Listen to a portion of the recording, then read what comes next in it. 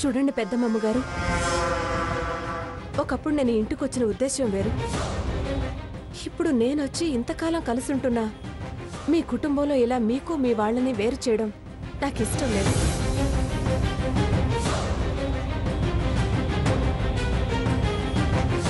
ఆయుష్ ఉంటే బతుకుతాను, అదృష్టం ఉంటే అనుభవిస్తాను. మీ మనవడు నా మూలంగా బయటకు వెళ్ళడం నాకు ఇష్టం లేదు. అలాగే స్వర్ణ కడుపుతో ఉన్న అమ్మాయి భర్త వెంట బయలుదేరడం రేపటి కష్ట నష్టాలకి నేను కారణమైతే పాపం తగులుతుంది. అందుకే నేనే వెళ్ళిపోతాను. సాకేత్, వద్దు, నాతో మాట్లాడొద్దు. అలా పిలిచే అర్హత నీకు లేదు. కొత్త నాటకం మొదలు పెట్టొద్దు. నాటకమే అనుకో, లేదా మరో మోసమే అనుకో, కానీ నేను చెప్పేది నిజం.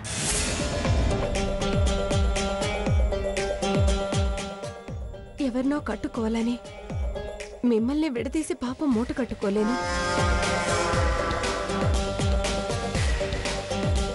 నేనెక్కడున్నా పెద్దమ్మమ్మగారు అన్న మాట ప్రకారం నాకు రక్షణ ఇస్తారన్న నమ్మకం నాకుంది.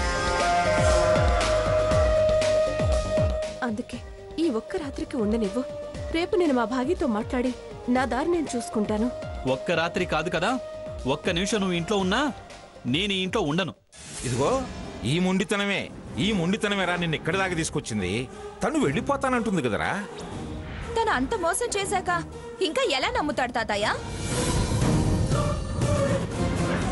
ఎవరు మోసం చేశారో, ఏది నిజమో ఏది మోసమో పూర్తిగా తేలాక ఉండాల్సిన వాళ్ళు ఉంటారు, వెళ్లాల్సిన వాళ్ళు వెళ్తారు. ఏంటి ఉండాల్సిన వాళ్ళు ఉండేది, వెళ్లాల్సిన వాళ్ళు వెళ్ళేది? ఇప్పుడు ఇది వాడితో పాటు బయటకు వెళితే రేపు ఏదైనా జరగడానికి ఏమైనా జరిగితే ఆ నష్టం ఎవరు భరిస్తారు? ఆ కష్టం ఎవరు పూడుస్తారు? నువ్వా, మీ నానమ్మా? లక్ష్మి, నేనే వాడిని వెళ్ళమంటలేదు. వాడే కళ్ళు తాగిన కోతిలాగా చిందులేస్తున్నాడు, వెళతాను అని. ఎందుకో తొందరపడుతున్నాడు. ఇదేమో వాడి వెనకాల వంత పడుతూ బయలుదేరింది.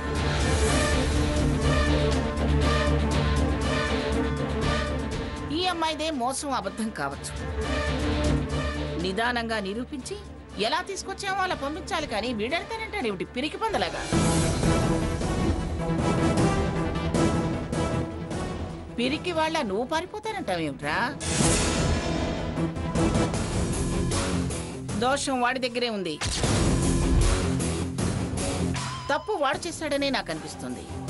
ఆహాహాహా, ఎంత తెలివిగా మాట్లాడుతున్నావు గ్రాని. అలా నాకు నేనే నాదేం తప్పు లేదు, నాకేం భయం లేదు, నేనేం పిరికివాణ్ణి కాను, నిరూపిస్తాను అని ఆగిపోవాలని ఎంత బాగా నా ముందరి కాళ్ళకి బంధం వేయాలని చూస్తున్నావు.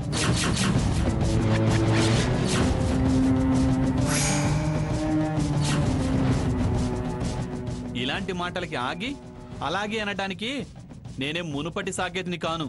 తెలుసురా, తెలుసు. నువ్వు మునుపటి సాకేత్తివి కాదని, చాలా చాలా ఎదిగిపోయిన సాకేత్తు అని నాకు తెలుసు. నిన్ను అనుమానించకుండా ఉండడానికి వాళ్ళు దోషులు, వీళ్ళు తప్పు చేస్తున్నారని అవతల వాళ్ళ మీద నిందలేస్తూ నాటకాలాడే సాకేత్తు అని నాకు బాగా తెలుసురా.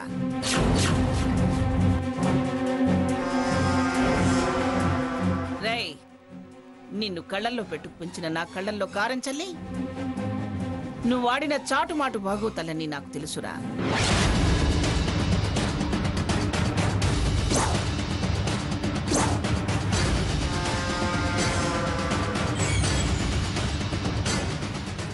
నా తెలివితేటల్ని వెక్కిరించేంత గొప్పవాడివయ్యావని తెలుసురా. ఎప్పుడైతే నా మీద చెయ్యెత్తావో అప్పుడే నా చేయి దాటిపోయావని తెలుసురా.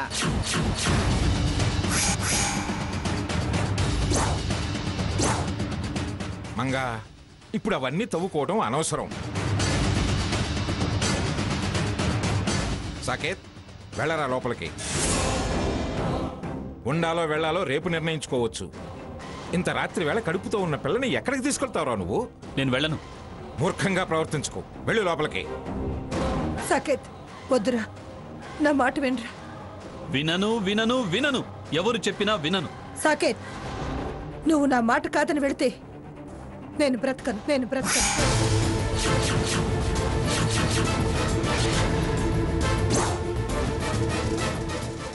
ఇలాంటి పరిస్థితుల్లో నువ్వు నన్ను ఒంటరిగా వదిలి వెళితే నా అస్థికలు కలపడానికి నువ్వు కాశీకి వెళ్లాల్సి ఉంటుంది. అమ్మా, ఆ బంధం సంబంధం గుర్తుంటే నువ్వు గుమ్మం దాటి బయటకు వెళ్ళదు. బాబా, అత్తయ్య అంత మాట అన్న తర్వాత మనం వెళ్ళటం పద్ధతి కాదు. అవునరా, అమ్మ లేకపోతే ఎలా ఉంటుందో నీకు తెలీదురా. అది భరించటం చాలా కష్టం. దయచేసి అమ్మ మాట విను.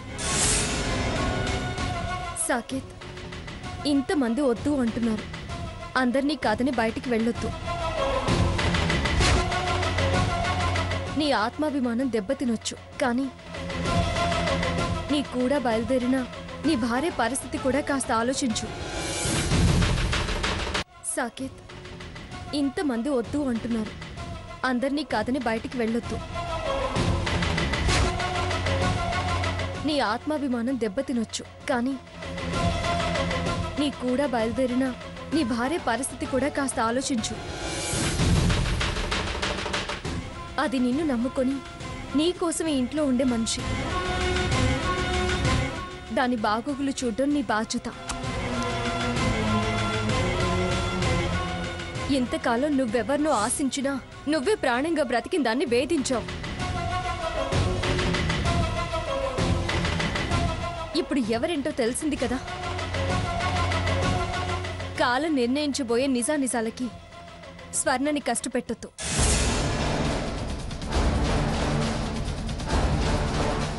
వినరా, నువ్వు చీ అన్నా వాళ్ళు ఛా అన్నా పడున్నోళ్ళు. నీకోసం, నీ జీవితం కోసం ఎంత ఆరాట పడుతున్నారో చూడరా. నిన్నటిదాకా శత్రువులాగా చూశావు, కానీ వాళ్ళు అవన్నీ మర్చిపోయి ఇప్పుడు నీ మేలు కోరుకుంటున్నారా. వాళ్ళని, వాళ్ళ మంచితనాన్ని ఇప్పటికైనా అర్థం చేసుకోరా. సాకేత్, ఏయ్, నువ్వు మాత్రం మాట్లాడకు. ఇది మా ఫ్యామిలీ విషయం. ఎస్, మనం ఫ్యామిలీరా. మన ఫ్యామిలీ మంచి చెడ్డలు మనమే మాట్లాడుకుందాం. నువ్వు నిజం అనుకున్నా అబద్ధం అనుకున్నా మనలో మనం ఒకళ్ళమేరా.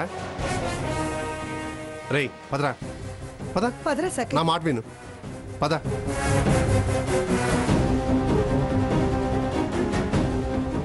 స్వర్ణ, పద. అమ్మా హారతి, నువ్వు కూడా వెళ్ళమ్మా. సాకేత్ బయటికి వెళ్లకుండా ఆపాలి. లేకపోతే నేను ఇంటికొచ్చి ప్రయోజనం ఏముంటుంది? ఇంకా ఉరిమి చుట్టాలు ఎందుకు? పద. సీత, హారతిని నీ రూమ్లోకి తీసుకెళ్ళు. వెళ్ళు. పద.